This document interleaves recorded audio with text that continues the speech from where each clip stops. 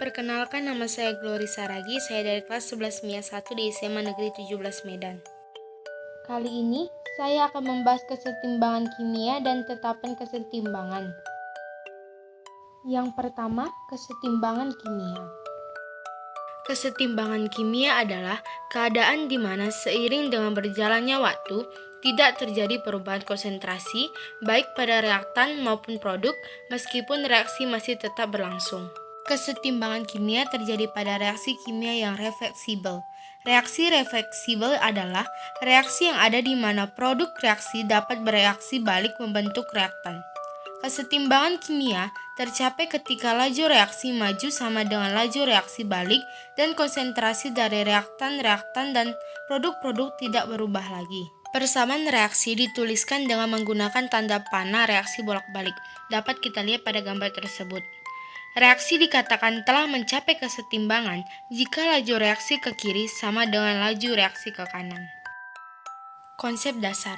Pada keadaan kesetimbangan dinamis, kesetimbangan terjadi karena adanya perubahan dari dua arah. Sebagai contoh, dapat kita lihat pada reaksi tersebut, di mana suhu reaksi tetap dan kedua senyawa baik senyawa A dan senyawa B dalam keadaan setimbang. Hal itu berarti bahwa kecepatan atau waktu yang diperlukan untuk senyawa A membentuk satu molekul senyawa B memiliki nilai yang sama dengan waktu yang diperlukan untuk senyawa B dapat membentuk satu molekul senyawa A. Faktor yang mempengaruhi kesetimbangan kimia.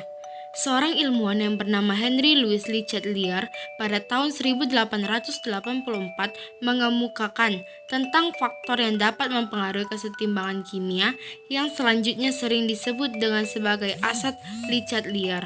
Asas Le Chatelier ini kemudian digunakan untuk dapat memanipulasi kesetimbangan kimia dari reaksi bolak-balik dengan tujuan untuk memperbanyak produk yang diinginkan. Adapun faktor yang mempengaruhi kesetimbangan kimia diantaranya adalah yang pertama, perubahan konsentrasi. Jika kamu menggunakan asas Le Chatelier, penambahan reaktan yang akan berdampak terhadap perubahan konsentrasi reaktan menjadi lebih tinggi akan menggeser reaksi ke arah kanan atau arah produk dan begitu juga sebaliknya. Faktor ini menjadi pilihan yang sering diambil pada sektor industri untuk memperbanyak produk dan meningkatkan efisiensi dari proses pembentukan produk tersebut. Yang kedua, perubahan suhu. Jika suhu suatu sistem meningkat, kesetimbangan kemudian akan bergeser ke arah reaksi yang menyerap atau menggunakan panas atau reaksi endotermis karena mempengaruhi panas reaksi.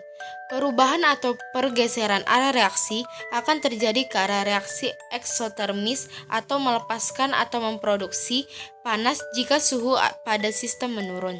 Yang ketiga, perubahan tekanan. Pada kesetimbangan kimia, saat perubahan tekanan sistem terjadi, maka reaksi akan bergerak ke arah reaksi dengan jumlah mol yang sedikit. Hal itu terjadi karena pada senyawa berfase gas, perubahan tekanan diikuti dengan perubahan volume. Dalam penentuan ini, reaksi harus berada dalam keadaan stoikiometris, di mana koefisien senyawa pada reaksi sama dengan jumlah mol yang terlibat. Yang kedua, tetapan kesetimbangan. Tetapan kesetimbangan atau K merupakan konstanta atau angka atau nilai tetap perbandingan zat ruas kanan dengan ruas kiri pada suatu reaksi kesetimbangan. Tiap reaksi memiliki nilai K yang khas, yang hanya berubah dengan pengaruh suhu. Ada dua macam tetapan kesetimbangan, yaitu Kc dan Kp. Perbedaannya yaitu Kc diukur berdasarkan konsentrasi molar zat-zat yang terlibat, sedangkan Kp diukur berdasarkan tekanan parsial gas-gas yang terlibat, khususnya fasa gas. Simbol Kc jarang digunakan, tetapi ada beberapa simbol lain untuk Kc sesuai jenis reaksi kesetimbangannya, seperti K untuk reaksi kesetimbangan secara umum, Ka untuk reaksi kesetimbangan asam lemah, Kb untuk reaksi kesetimbangan basa lemah, Kw untuk reaksi kesetimbangan air atau water, dan Kh untuk reaksi kesetimbangan hidrolis. Tetapan kesetimbangan atau Kc. Rumus tetapan kesetimbangan KC secara garis besar merupakan perbandingan atau hasil bagi antara konsentrasi molar zat-zat ruas kanan dengan konsentrasi molar zat ruas kiri yang dipangkatkan dengan koefisiennya. Karena fasa padat dan cair tidak memiliki konsentrasi, maka kedua fasa ini tidak dilibatkan dalam rumus tetapan kesetimbangan KC atau diberi nilai 1. Perlu diingat bahwa tanda kurung siku merupakan simbol untuk konsentrasi molar zat. Adapun rumusnya sebagai berikut. KC sama dengan zat ruas kanan pangkat koefisien per zat ruas kiri pangkat koefisien.